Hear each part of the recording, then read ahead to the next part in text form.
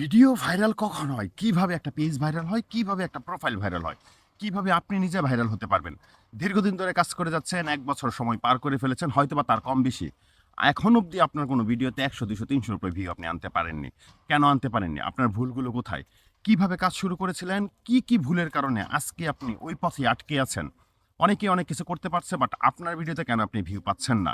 এই টোটাল বিষয়টা কথা বলবো আপনাদের সাথে। ভিডিওতে ভিউ আনার জন্য আপনাকে একটা বিষয় বুঝতে হবে, ভিডিও রেকমেন্ডেশনটাকে সবসময় শক্তিশালী রাখতে হবে। ফেসবুক যখন আপনার ভিডিও রেকমেন্ডেশন শক্তিশালী রাখে, যখন আপনার ভিডিওতে ভিউ হয়, তখন আপনি অন্য ভিডিও বানান। কেন? আপনাকে একটা ভিডিওর উপরে কাজ করতে হবে। আপনাকে সহজ ভাষায় যদি আমি বুঝাতে চাই, আপনার একটা সময় ছিল যখন আপনার অটোমেটিক ফলোয়ার আসতো আপনার প্রোফাইলে। আপনার ভিডিওগুলো ফর ইউতে চলতো। এখন আর চলে না। যেই সময়টা আপনার ভিডিওগুলো ফর ইউতে চলতো, ওই সময়ে যে রেকমেন্ডেশনটা শক্তিশালী ছিল, ওই সময় যদি আপনি ভালো মানের কনটেন্ট দিতেন, যেই কনটেন্টগুলো দর্শক দেখতে আগ্রহ প্রকাশ করে, তাহলে আপনার রেকমেন্ডেশন দিন শক্তিশালী হতো।